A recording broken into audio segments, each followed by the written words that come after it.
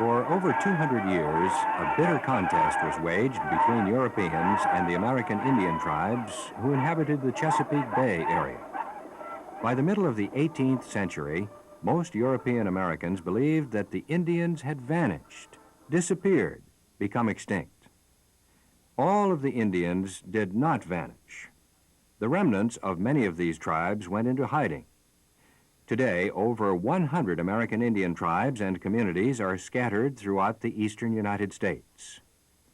Their tenacity to survive and desire to maintain their Indian identity is a story which does not fill the pages of our history books.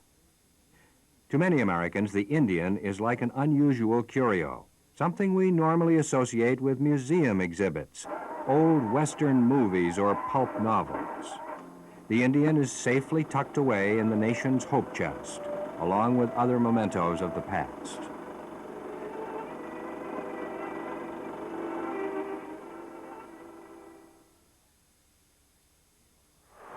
The last thing you'd expect to see along the highly industrialized eastern seaboard is a thriving Indian community.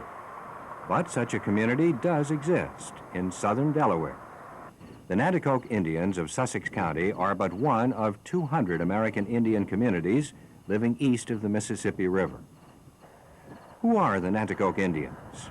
How did they come to live and survive in Delaware? What does it mean to be a Nanticoke Indian? Being a Nanticoke means having to face the struggle, the daily struggle of balancing two worlds, balancing the world of our ancestors, our past, the culture of our people, and balancing the modern day world. We have assimilated, all Indian people have assimilated into the modern society.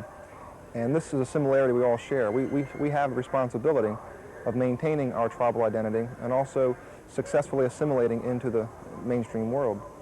It's a struggle, it's a very hard struggle. It's one that has faced Indian people for many years. This makes it different today to be a Nanticoke than what it was back in the old traditional times. It's hard to say what it was to be a Nanticoke back in the 1800s, the 1700s, because unfortunately our way of life has been drastically altered.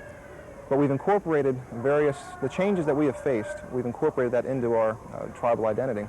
The fact that we have faced various types of oppression, the fact that we've lost our language, the fact that we've lost some of our customs, has now become part of our Indian identity.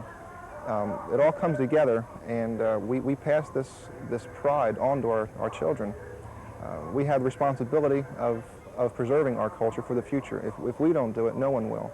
So this is what it means to be a Nanticoke. It means realizing your responsibilities and realizing that if not for each individual's personal efforts, the tribal identity will one day disappear. The Nanticoke live here, along the north shore of the Indian River Inlet, near the town of Millsboro.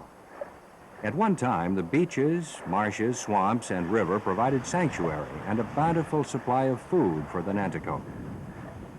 Few tourists and vacationers realize or are made aware that this Indian community is only a few miles from the resort beaches of Rehoboth and Ocean City.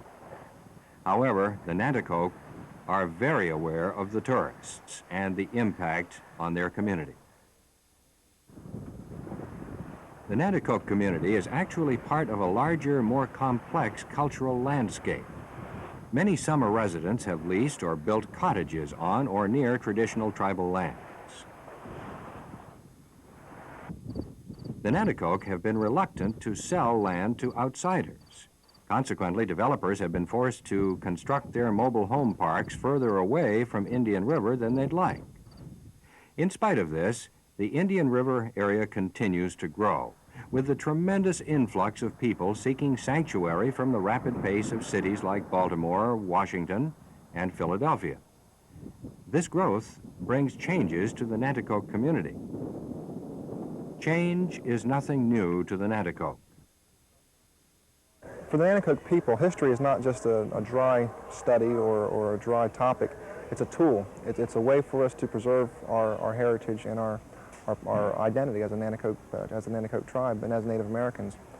In the past, the preservation of our history has fallen mostly in the hands of the non-Indian people.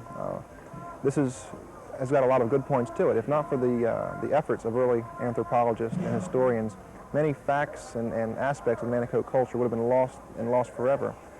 We've been lucky that in the early 1920s, Dr. Frank G. Speck visited our tribe and had a relationship with us that allowed him to record some of our old folkways and some of our tribal customs and lore.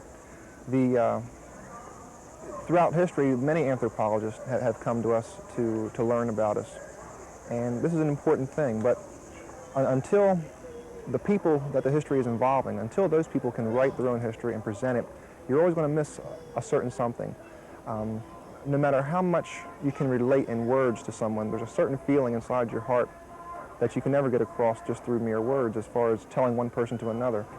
And even when you tell someone everything that you can possibly think of involving your own personal history, that person is going to see it through his own eyes, through his or her own eyes, and they're going to relate it in that kind of context. If you want to know the truth about the Nanticoke history, then you have to ask the Nanticoke themselves. And until the Nanticoke people are able to present this, there's always going to be a certain something missing. And this is one thing that's always been true. Today, we're changing a lot of that. For the past 7 years, we started up our annual Nanticoke Powwow again, and we've revived a lot of the history of on our own part. One of the things that we have during the powwow is a powwow program book, the 60-page book, and we've made that into a vehicle, into a way for us to express our history. Back in 1982, the very first Nanticoke history done by a Nanticoke Indian that was done in '82. Before that time, everything written by about the Nanticokes had been written by a non-Indian person. So we're changing those things. In 1984, on August 18th of '84, we established our own museum. And this gives us a foothold into the future. It gives us a place to always preserve our heritage and history. Through the Nanticoke Museum, we can present our history the way we see it. It gives us a certain leverage point in the history making of our tribe. And we see our history as not being something that was. A lot of people view Indianism and things that happen to Indian people as something that happened many years ago. But we're a living people, and we have a living history. This is one thing we try to make people aware of, is our history is ongoing. The things that people of my generation do today, 50 years down the road, will be the historical aspects for the future generations. It'll be the history of the future. And we're aware of this. And this is why the Nanticoke it's a big responsibility falls on our shoulders. We have to maintain the history and be very aware of the history we are making every day.